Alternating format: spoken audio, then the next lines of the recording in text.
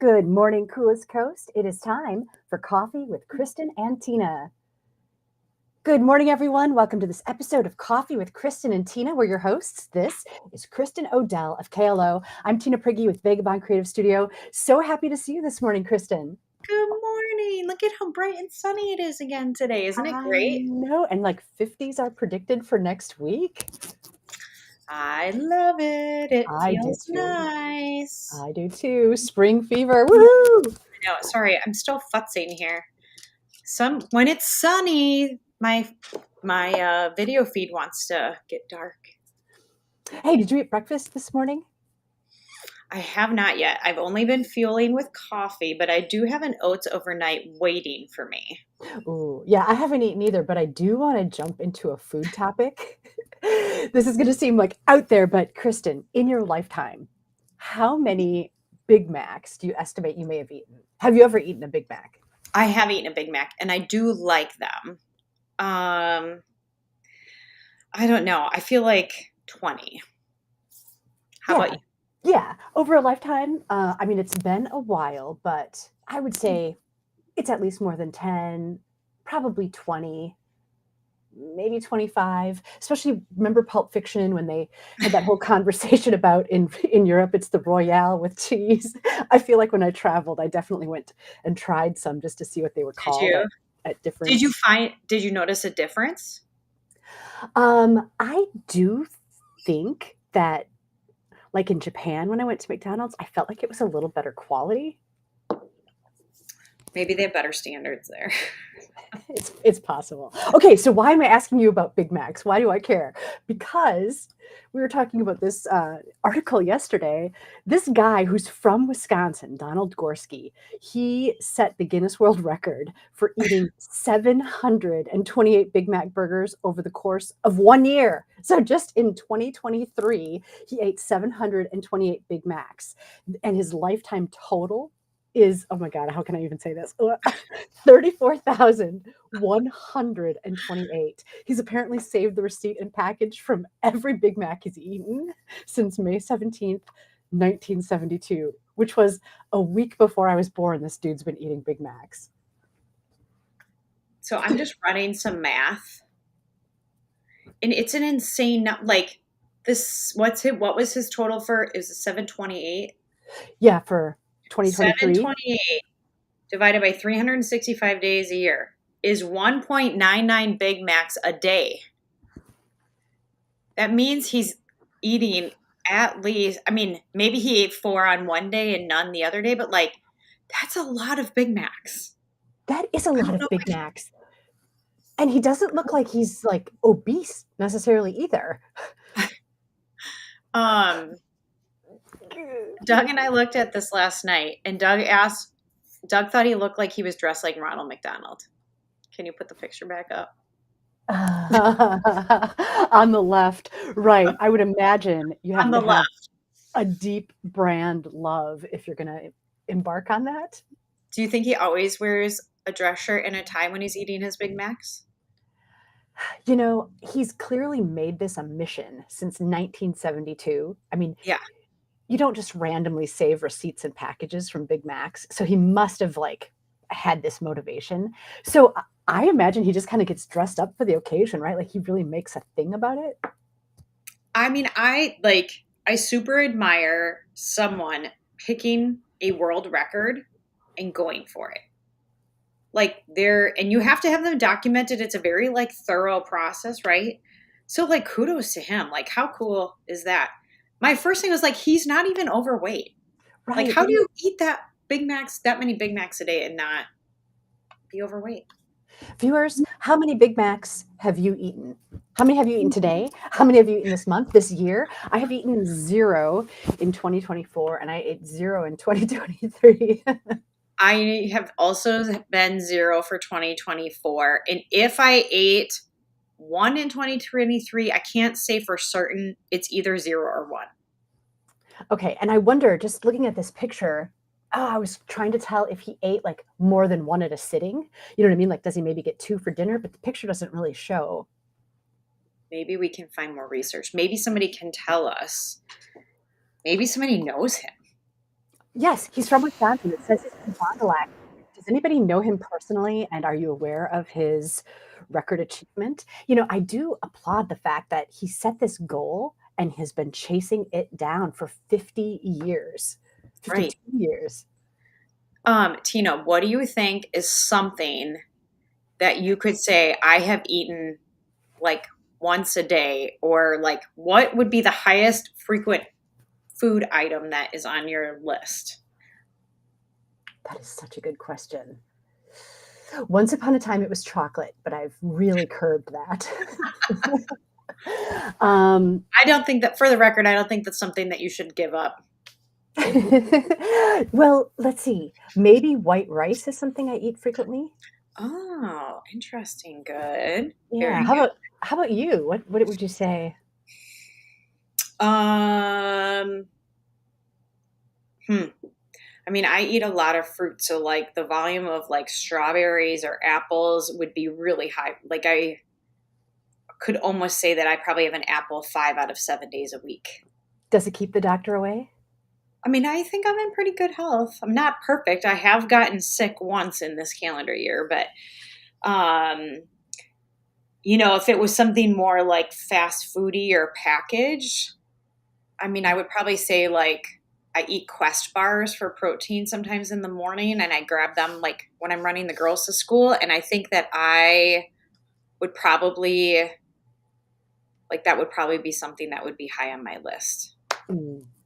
Oh, look at Tim is at O'Hare without earbuds, so he can't hear us. It's too bad because then he doesn't know we're talking about him right now. Oh, and he can't be his mildly disruptive self. That's hysterical. There must be some way to turn on closed caption, Tim. You've got to be able, like, if you're not in audio on Facebook, it usually gives you closed caption. And and maybe the other passengers at O'Hare want to hear what we're talking about.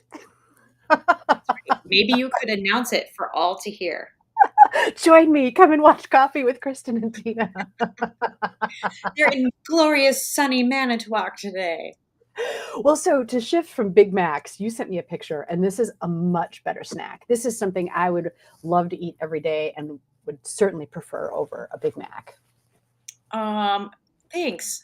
So Sunday we were like, we don't have any idea what to eat for dinner. I don't know how this happens, but you just like get into this like total mind block. Doug and I went grocery shopping all day together, still left there fairly blocked. And we ended up grabbing meatballs to do like barbecue meatballs. And I was like, you know what, Doug?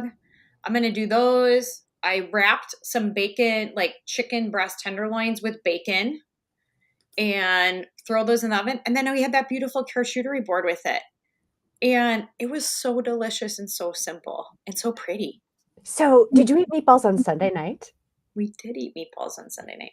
Jason made homemade meatballs on Sunday night. Did he? And that's not something we often eat. So that's That funny. It is, was like a meatball kind of day. Tina, you and I have always had that like ESP vibe. So, I can't say that mine were homemade. We bought them frozen and I threw them in a crock pot. But it was super simple and so good. And I don't know about like how it is at your house, but if I put something out like a charcuterie board, everybody gets excited. I think because of the variety, and like Nora was like, we can do combinations. And, then they'll like eat an apple with a grape, and then they'll eat cheese with a, slice of apple. And they just think it's so fun. I love that she made a game out of it. That's cool. Oh, yeah. She's cutting her meatballs up into little bites and then putting them on a cracker with an apple and like, let's see how that tastes. And then, she just switched. It was fun. Mealtime, fun time. Yeah. There's something too, like, I'm just going to put the photo back up because when you see a charcuterie board laid out like this, it has this inherent sense of party, doesn't it? It's fancy like. It's fancy like. So that's exciting. Like we may have been eating that and been already in our pajamas. So it was like we're still having fancy Sunday dinner. Nice. What I want to know is, viewers, did any of you also eat meatballs this weekend? Was it something like the moon's phase that brought out the meatballs in us? So now I want to know, Tim commented that he was going to get us on the O'Hare PA system. I do want to know if he got closed caption working, because it should work. This is a good tip for anybody wanting to watch us. Also, another tip, sometimes when I watch other podcasts and shows, I will turn them on in my car through Bluetooth, and I don't watch them, but I can still listen to them. So then I still get to take in the show. So if you ever really want to watch us, but it maybe doesn't work with your timing or whatever, or you have these nuggets of time in the car, you can still listen even though you're not watching. I love it. I love it. Hey, I want to just say, we're talking about this guy in Wisconsin. Here's another guy that I don't think he's from Wisconsin, but he graduated from Silver Lake College. And this guy is like a professional gamer. So it's just kind of interesting. He makes like $500,000 a month, it says. So is he playing games or is he creating games? He is a gamer. So that means he's playing the games, right? Like on live streams and things like that. And he must be so good that he's got sponsors and.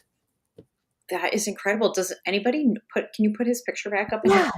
Did anybody know him when he was here? Yeah. I want to know, does anybody know Tyler Ninja Blevins? I've never heard this last name here. He could, hairstyle wise, we could be related. But I'm super impressed. I think this gives a lot of parents who watch their kids game and think you're never going to do anything. Here's proof that you could. It's true. And, I know that parents worry sometimes too about kids consuming like YouTube and things like that. Teak had a friend over a couple of weeks ago and they put YouTube up on the TV. And I was like, oh boy, what are they going to watch? And they were watching some show that was like a knowledge bomb all about I don't know, photography and how lenses. I was like, wait, you guys on your own time, like they were consuming knowledge. And I was like, oh, it's not what I had assumed at all. Yeah, you're educating yourself. What is happening right now? So I don't think we've talked about this. Oh, Tim. Yeah. 3 out of 4 weekends. Well done, sir. Tim, homemade or store-bought? Yeah, or a combination of both. Either is fine. Mary said she thinks she may be in the wrong profession. Mary, do you game? Could you see yourself being a gamer? Yeah. So in the last, I'm just going to say 8 weeks because I don't actually know when it started. Doug went out on YouTube and watched videos about changing out our hinges. Have we talked about this? Oh, no. I am so impressed by him. He's a total learner anyway, but he went out and tried to figure out if he could swap our hinges on our kitchen cabinets to be slow close instead of regular close, and figured out that there was like a kit to do it, ordered a couple as a sample. They totally worked. And now all of our kitchen cabinets are slow close thanks to YouTube. That is awesome. YouTube University is really what they should call themselves. Absolutely. So crazy. Hey, speaking of YouTube, there's a video that my son shared with me about this type of musical road. I'd never heard about this before. I've got a little video clip I want to share. This one's actually like in Hungary, but apparently after he sent me this, we looked it up and there's some in California, there's some in Arizona, there's some in Japan. So just let me pull this up and take a look. Have you ever driven on a road like this before, Kristin? I'm so curious. Okay, here we go.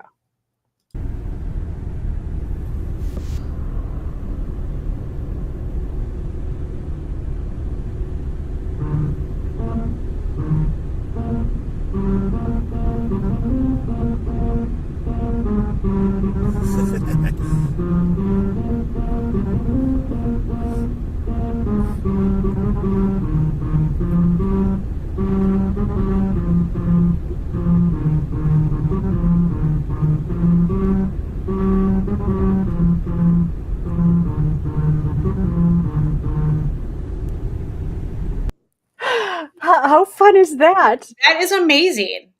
No, I've never driven on one of those before. Yeah, I did not know that they existed. And it just seems like what a great way to pass the time on a road trip, right? Like if you're on kind of a boring stretch of road and then all of a sudden there's this musical road. Yeah, I think it would be really cool. I think after if it was too long, I would get annoyed by it. But I want to know where they are. Like, how fun. Yeah, and I don't think you'd want to do it in a residential neighborhood, right? Well, what I wonder is it really that loud for people who are around, right? Like, I'm just thinking about on 151 right here in Manitowoc, as you're driving out of town, there is rumble strip along the side of the road so that you have awareness if you're Mm. getting too far to the right, right? Like preventing you from going in the ditch, essentially. So, like when you hit that, it sounds loud in the car, but I don't really know how loud it is. Like, I don't know that it's really that loud outside. Right. I can't think of a time that I remarked, "Oh, a car that I'm not in just hit a rumble strip." Right. Right. Yes. So, friends, do you live where there's rumble strips and do you hear them? Now, inquiring minds want to know. Right, right. These are the things that keep us up at night. Yeah, they do not keep me up at night. I can assure you of that. Um, but it is super cool. I do want to know where they are now. I want to find these. Yeah, I wanna drive on one. I just think that would be so fun. And you can see in the video, like, on the road as you're approaching, there was a musical note to warn you that it's Yes. coming, and then there were some signs that tell you the recommended speed to drive at over them. Yeah. I mean, I feel like I appreciate any time where like music or art is incorporated in a place where you don't expect it. Right. And I think that's a really beautiful example of like, wait, there's a music what does this mean? So if you have no idea what it is, how cool to have that experience. Yeah, and I'm just thinking too about road trips, like, driving out, west, right? When you go through, like, South Dakota and it never ends and you see, like, signs for wall drug. Wouldn't it be fun if there were some musical roads? That would really help pass the time. Yes, 100%. I think it would be so neat.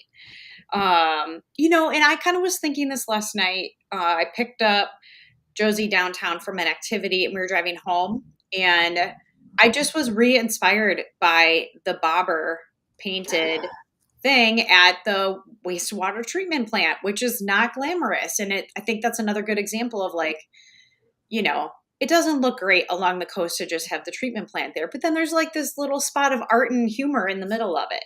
Kristin, I just had this conversation with Jason a week ago. It was so beautiful. We were down there for a little walk, and I said, "This is still a stroke of genius, taking this unsightly thing and making it a cool piece of art." We're just like connected. No. Like, how can we do that? Like, I'm like, where else can we do that? That's where my brain starts thinking is like, where else can we fit this in where it's like so funny and so cool at the same time?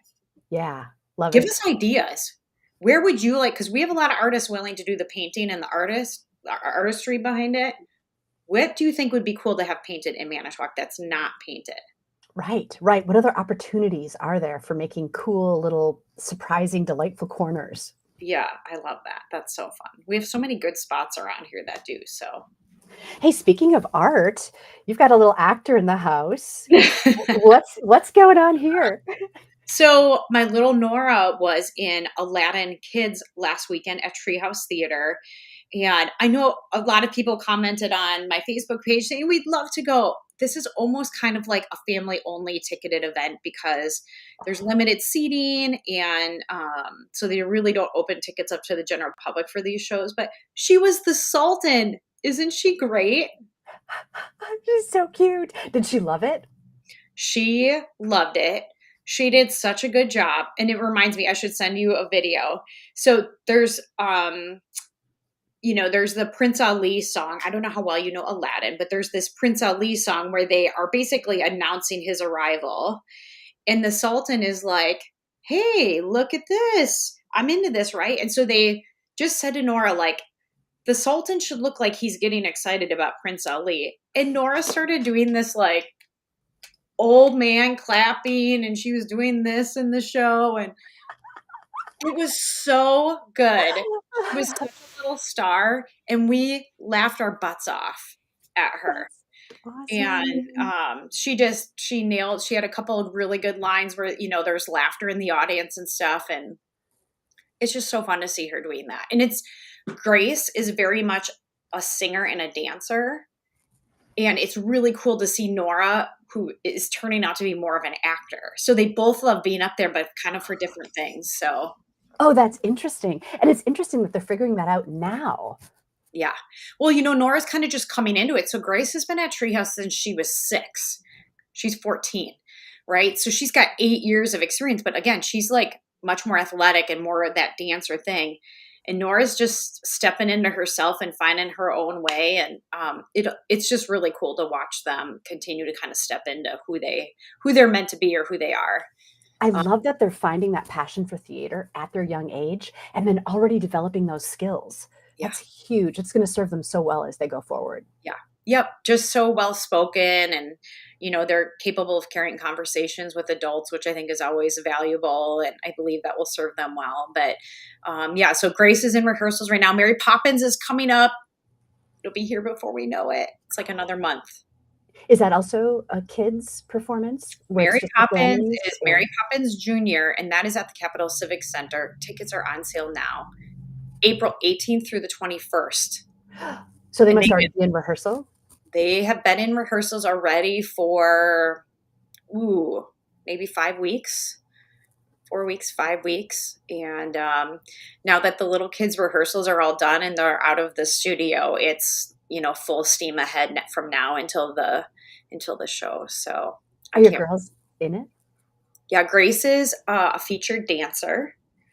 And then the other girls are not in it. So it's fun because you get to celebrate one child, and then that kind of they get their moment, and then Grace will have her moment now in April.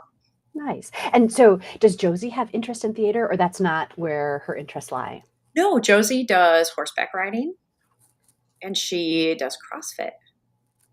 Interesting. So yeah, you got to find, I'm a big fan of empowering them to say, go try stuff or go do things. And when we can, empower their uniqueness. Obviously, you guys know as parents, we don't always have the bandwidth to run all the places in all the different directions. But if we can fit it in for them to go try something, I will always support that because I think it's so valuable for them just making decisions as an adult and stepping into figuring out who they want to be.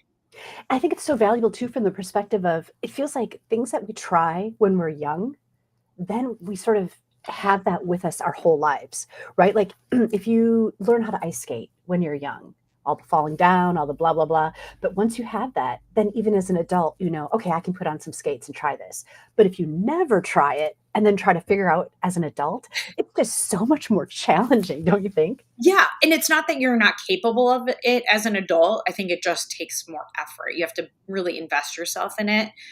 And I just also think, even from a career standpoint, for kids to go through that experience of trying something and being like, no, that's not it. I'm glad I tried it, but that's a no, versus trying something and I get really excited about that, and being able to pay attention to that and nurture it. It's cool. Right. And even from an empathy standpoint, having an experience helps you then have that connection point in the future, even if it's not something that you continue with. Absolutely. Absolutely. So yeah, a little bit consultant. This is so beautiful, Kristin. Is that the Manitowoc River in the background? It is the Manitowoc River. Can you guess this spot? So you're high up. Are you in Evergreen Cemetery? Yes. Well done. Dang, you are good. Yes, we took a walk. So yesterday was the 6-month anniversary of my dad passing. I know that's a weird thing. I don't know why I say anniversary, but it is. It was the moment in time, right? And my mom texted me yesterday that they placed his headstone out there. So because it's winter, the concrete work had been done, but they hadn't, they have to have good weather to go and place them out, right? They're cold, they're heavy. And she went there yesterday and it was there. And I was like, this is so cool. So the girls and I went out there after school and stopped by to see his headstone and say hello. And then we just walked, because it's beautiful there. If you've never walked Evergreen Cemetery, you need to go there. It's so stunning. Look at this. This was our view yesterday afternoon. It was cold, but so sunny, and just the skies were so beautiful. Yeah, I love it. Wow. Yeah, Evergreen Cemetery is incredibly beautiful. And there's so much history there. It's interesting to walk around and just see the dates and the names and the stories. Yeah, and just the variety of headstones, I think, is so beautiful. The girls just always comment ooh, this one's big, or ooh, this one is red, or ooh, look at this last name, or ooh, there are, I don't know if you guys know this, but there's Civil War um, participants, I'm struggling here, soldiers buried at Evergreen Cemetery. A lot of them are right in the middle, but we have in the past gone and walked it, and you can see the headstones have a lot of them have a backer on that tells you what era or what war they served in, and it's just really, really beautiful there. And I actually think it's a super peaceful place. Yeah. Yeah. And I think it helps too that it's got so many trees, like the landscaping, and then the river is right there. It really is like the peaceful resting place that you would want. Yes, absolutely. Absolutely. So yesterday was just a sunny, clear, much like today, sunny, clear, beautiful day. So So I have to admit, I didn't realize there was such a lag time, in order to get a stone placed. yes. Yeah, part of it is like the artwork. So like picking what you want. So for context, my mom and I went and did funeral planning for them in July of last year, not knowing obviously that my dad was going to pass in September. Didn't have any idea, right? So we had everything done in July, but then she didn't actually finalize what their plans were in the headstone until later. And then it takes time for them to do the artwork on them, and then obviously get them out with weather. So we thought it was going to be summer before it was there. So it was just such a gift to see it there yesterday. So at Evergreen, you were mentioning, right? There's all these really cool historic stones. Are those types of stones still permitted? Like the stones with the angels, and some of them are like tree shaped, and there's all sorts of like obelisks. Yeah. Or do they have a standard? Like, are you required to get a certain footprint of a stone? I don't know 100%, but here's what I can tell you. It is probably very dependent on what your budget is and what you want to have there, more than it is about the shape or the size, right? Um, Headstones, as it turns out, are a very expensive thing. So if you see a large headstone or something that has been, like you said, carved, or there's a lot of artistry to it, it is thousands and thousands of dollars to have that there. So Interesting. Okay, because I know there are some cemeteries where there are specific requirements that you can't exceed, and yeah. that's for like their lawn mowing and their caretaking. So I just didn't know if that was a trend everywhere, because otherwise I think it's so beautiful actually when there's that diversity. Yes. I don't, you have to obviously have enough plots to cover the headstone space that you desire. So some of them, if it's a single plot, it's going to be smaller than if you have two plots. This is such a weird conversation. Or, a lot of people buy family plots where there's like 8 places, right? And then you can have a much bigger stone there because you have there's a lot more space around you to accompany. I was just thinking, you never know where our conversations are going to go. That is true. That is very true. But I learn something every time we talk, Kristin. I agree with you completely. I agree. But yeah, there's just, we drove out, we drove out through the cemetery along like Michigan Avenue because we were going to head downtown after that. And just even as we drove through, then the girls were like, oh my gosh, there's really big ones over here. And it's just really incredible, how people, land like make their legacy, or how they recognize their family members. And, you can see how headstones even have evolved because there's some with pictures on and beautiful engravings and carvings and stuff like that. And it's neat to take it in. Like you said, the diversity of it makes it really beautiful. In the future, I can almost envision headstones that have a little, maybe you wave your hand or push a button and a little tiny hologram pops up that says, like, hi, I was Tina Prigge. You know what I mean? Like a little tiny bio that's pre-recorded by the person. Yeah, I love your vision. I think that's amazing. It's probably going to be solar powered, so it can always run, right? There you go, right? That's so great. Well, hey, happy Women's History Month, Kristin.